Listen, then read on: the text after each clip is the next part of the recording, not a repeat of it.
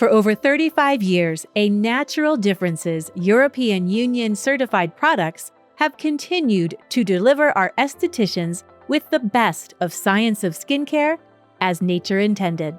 Through the years, A Natural Difference has gained a reputation for offering formulas that are result-driven and work effectively for clients. All elements of A Natural Difference's line work in harmony with one another. Used together, they help the skin achieve a natural balance and help clients recapture a healthy and youthful appearance.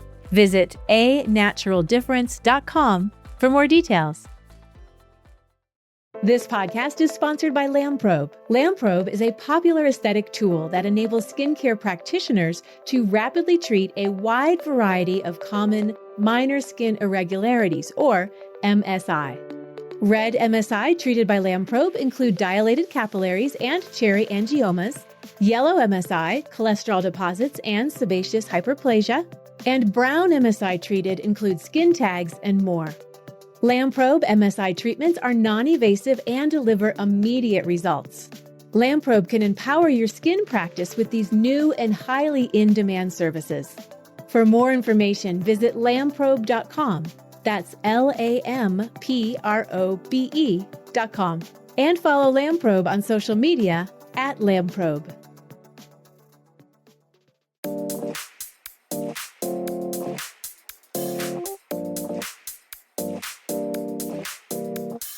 Hello and welcome to ASCP Esty Talk. I am Ella Cressman, licensed esthetician, certified organic skincare formulator, and content contributor for Associated Skincare Professionals. I am Maggie Staszcuk, licensed esthetician and ASCP's program director. I love today's topic. I'm excited for it. Yes, I can't wait. I feel like sometimes with some clients, you feel Groundhog's Day. Mm-hmm. You know what I'm talking about? I 100% know what you mean. Yes. There are some things that clients will come to you with in a consultation that's like, if I could roll my eyes, I would. And I don't mean that disrespectfully to clients. I mean, deep breath in, breathe out, because we've heard this before.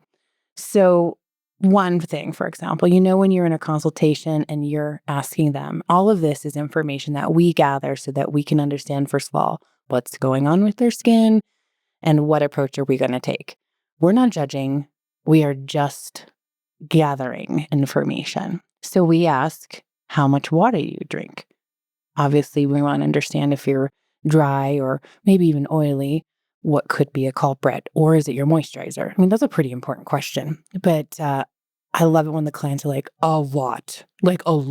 Okay, how much is a lot? A lot, like at least 16 ounces a day. Have you gotten that before? Yes, I have, and it kills me.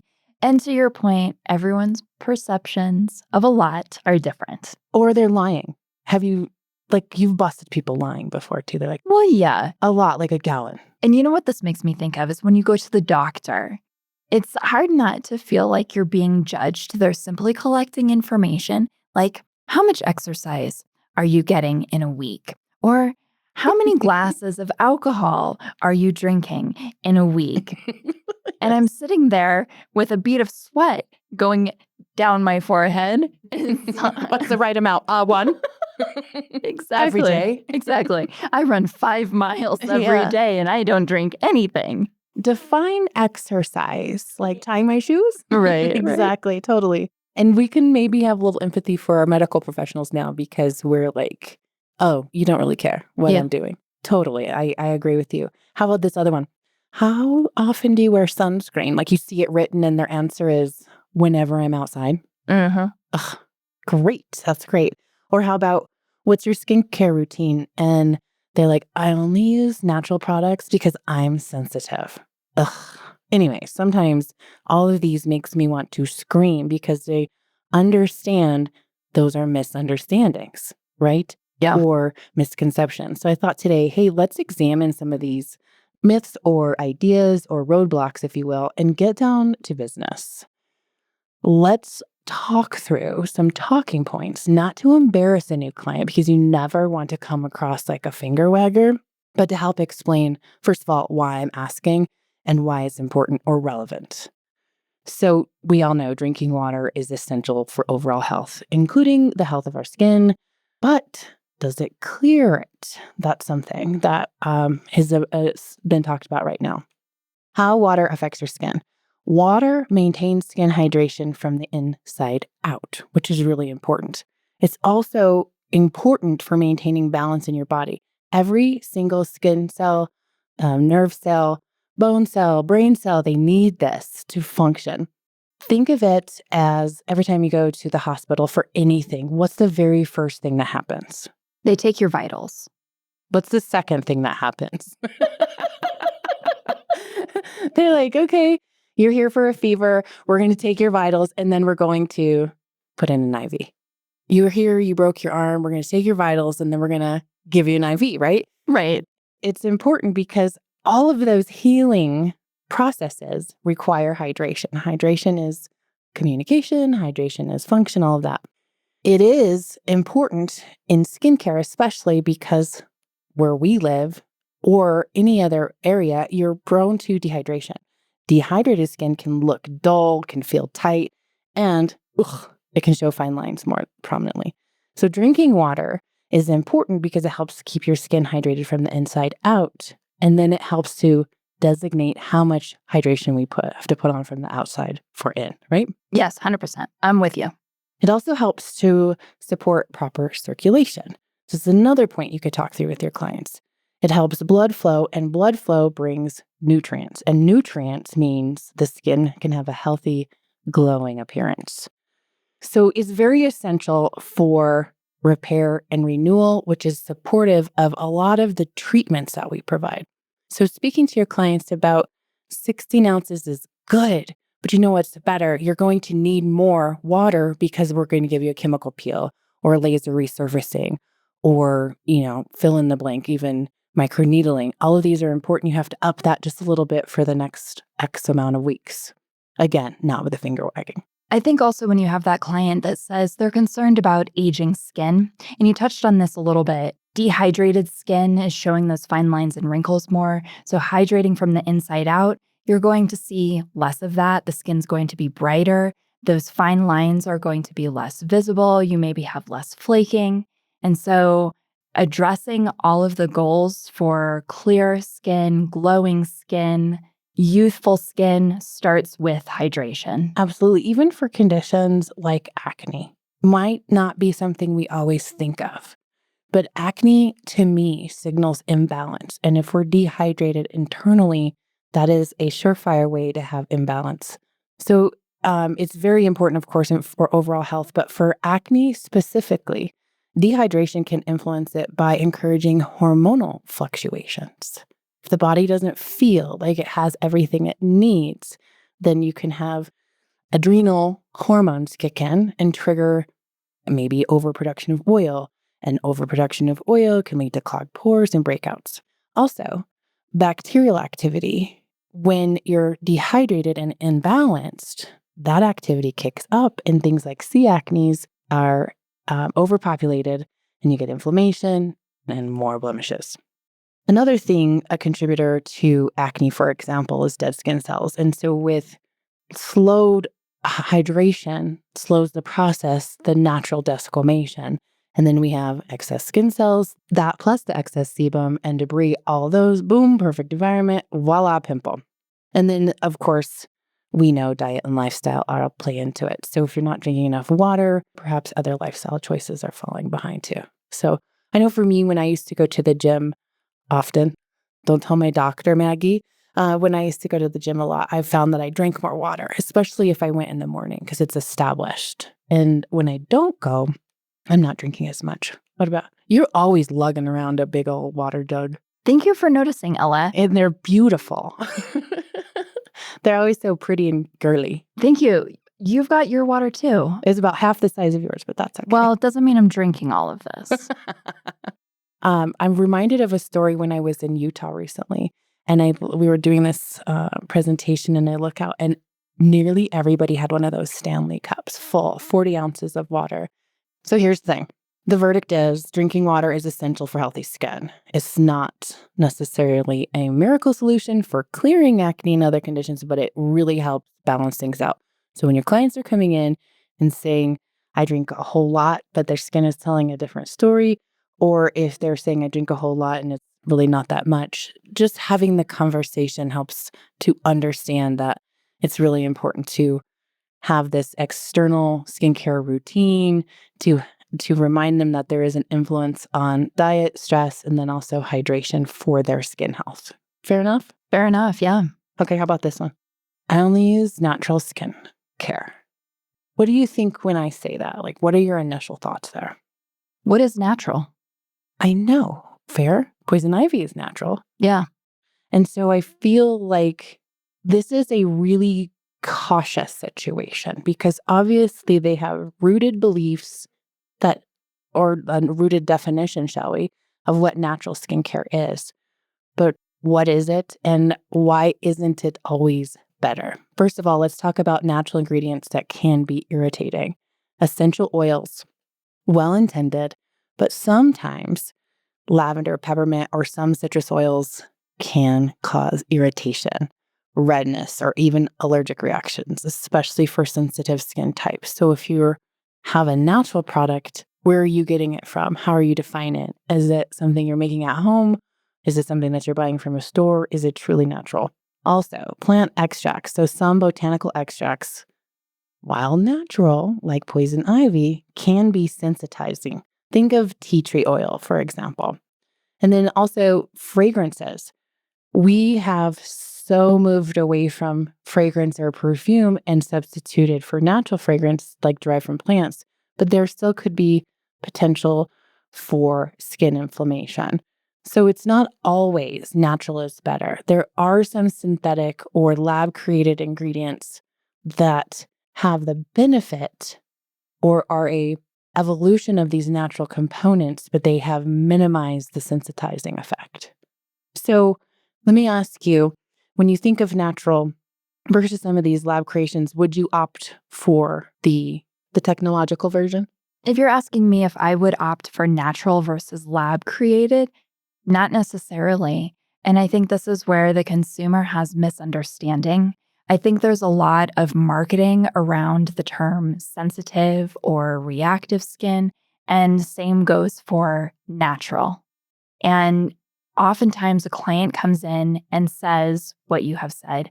I use natural because I am sensitive, or I use natural because it's better. But there's a lot of misunderstanding about what we've just been talking about, what is natural. And there's a lot of misunderstanding about what is sensitive skin. Why does the client think they're sensitive? What is happening to cause quote unquote sensitivity in the client's skin?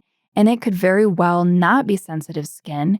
It could be that maybe they are having an allergic reaction, which I guess technically is sensitive skin, but they're having an allergic reaction, or maybe they're having eczema, or maybe it's a hormonal problem. So really getting to the root with your client about what are all these things to you? What is the experience that you're having on your skin that's leading you to believe you need this thing? And then also lab-created products. What is the misconception in their mind that this is a bad thing? Right, absolutely. I think because we are conditioned to think that it's fake or it's some down the line going to be harmful. But truly, if we think of even pharmaceuticals, they also have a natural origin. It's just been refined now for a specific purpose with a specific dose. So that's the way I like to think of lab created, including like plant exosomes or plant stem cells, natural origin, with just a little modern day twist. So interesting. I love what you said though. Absolutely. Are they sensitive or are they sensitized? And why is it natural better for them? What is their perception? Hold that thought. We'll be right back. Reveal a natural, radiant glow with Tizo Tinted Moisturizing Serum.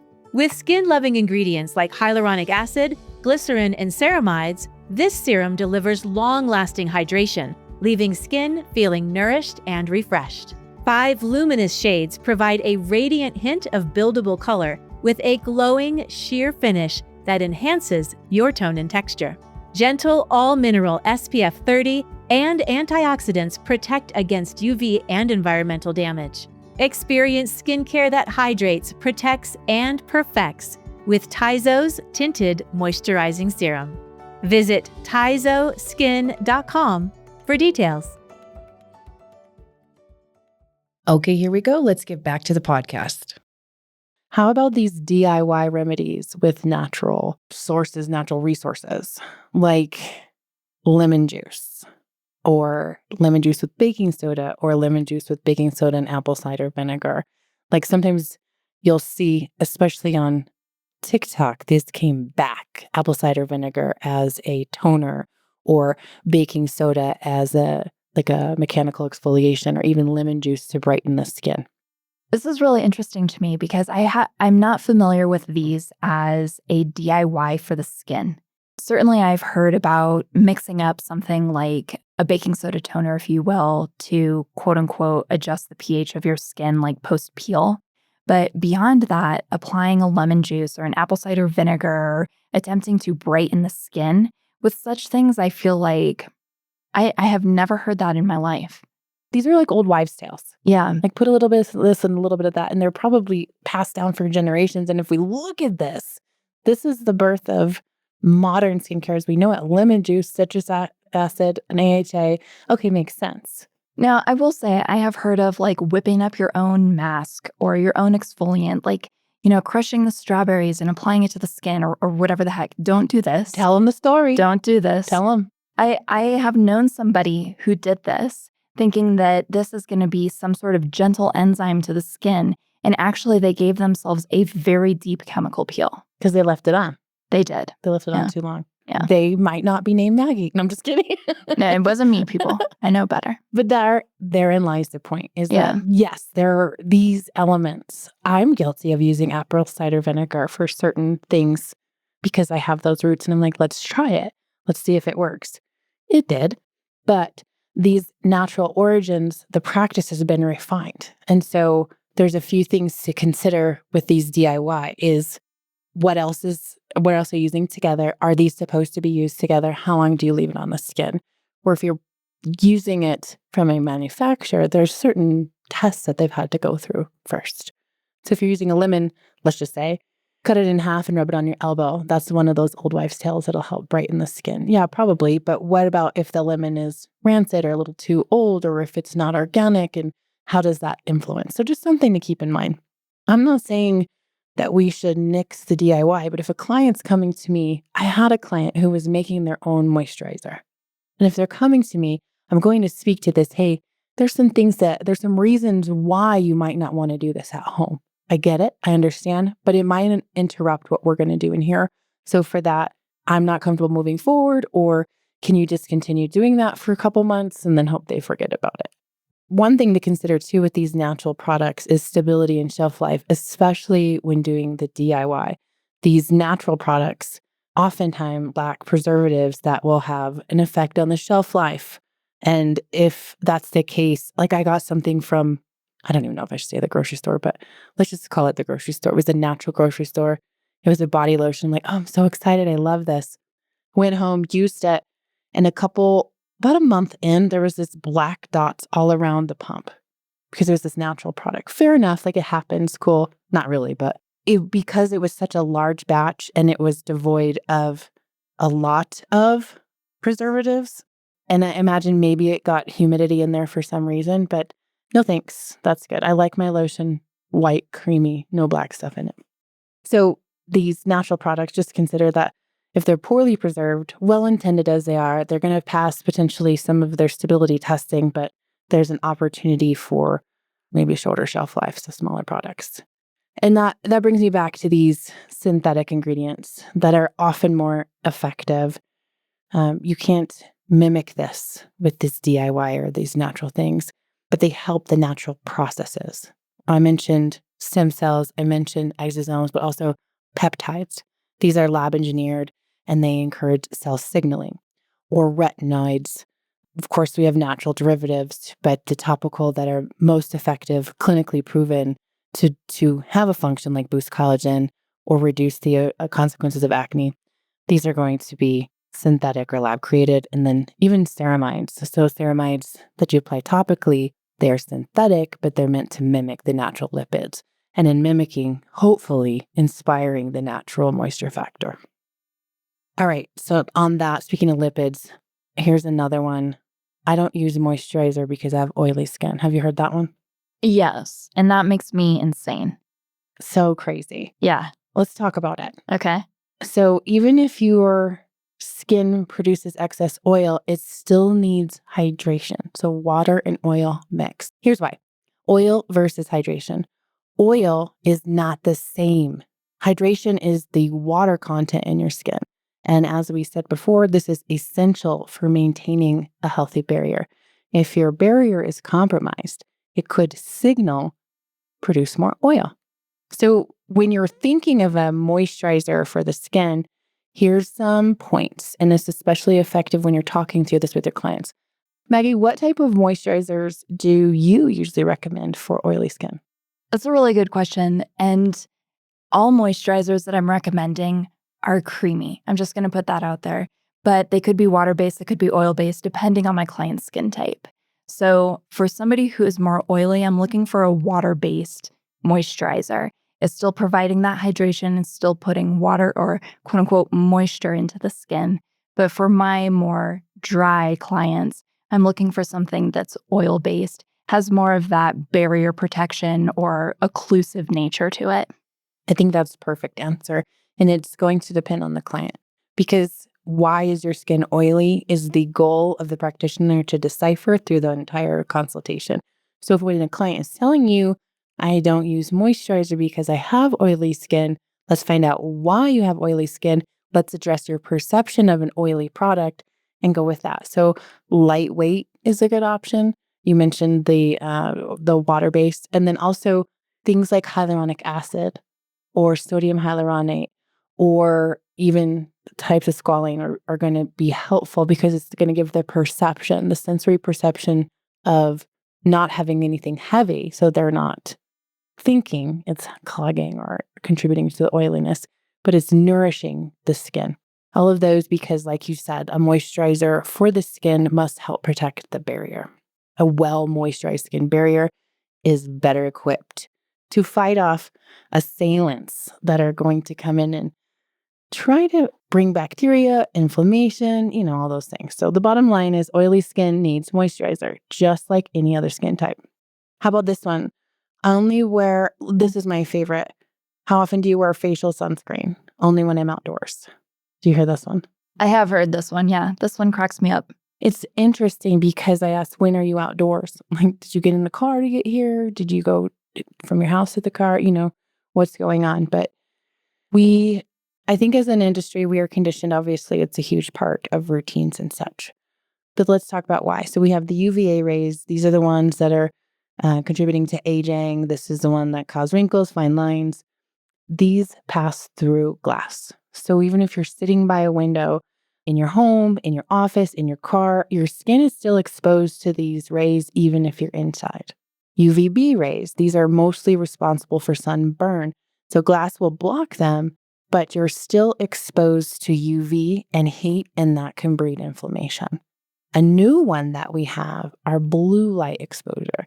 So blue light is the computer, is the phone, is the tablet, is all of these things. It's not the same as LED blue light. This is specific blue light. So it's shown to help encourage free radicals, which is the opposite of what we want to happen, and also contribute to degradation of cells. So degrading of cells, it's something they first notice in the eyes, the eye strain or ocular degradation in people who are staring at screens too much. But the very same thing happens to our skin cells.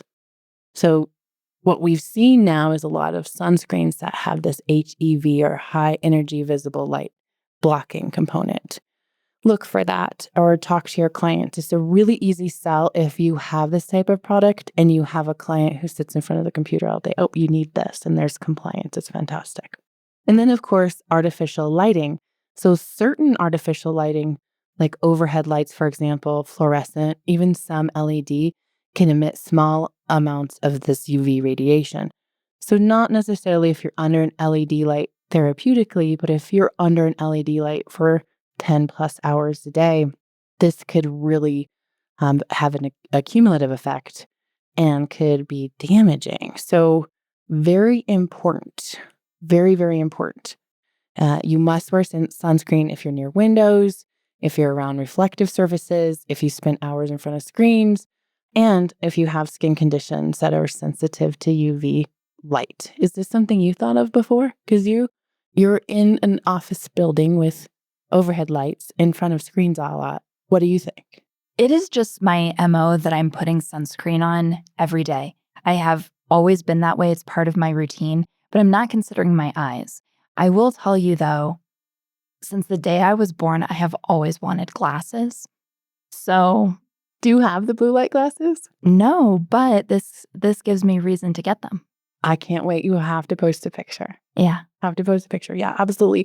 I noticed when I was sitting in front of the computer a lot, I did a lot of educational content when we were on lockdown for COVID, and I had such bad eye strain. Like my eyes would weep even Oh my goodness. until I got the blue light blocker. So now I have, well, I'm of that age. It happens where you have to have glasses on when you're working in front of a computer, and all of them have the blue light blockers, and there's a lot less eye strain. I do have one pair that I wear and that don't have it, and I get headaches and I don't know, very, I'm so sensitive. So you felt like it made a difference. It made a difference, absolutely. So those are all hopefully very helpful ways that you can talk to your clients. But listeners, we really want to hear from you. What are some myths or roadblocks that you encounter in a consultation? Reach out via Instagram, Facebook, or send us an email at getconnected@ascpskincare.com. We want to know all the details. In the meantime, thank you for listening to ASCP Esty Talk. For more information on this episode or for ways to connect with Maggie or myself, or to learn more about ASCP, check out the show notes. And stay tuned for the next episode of ASCP Esty Talk.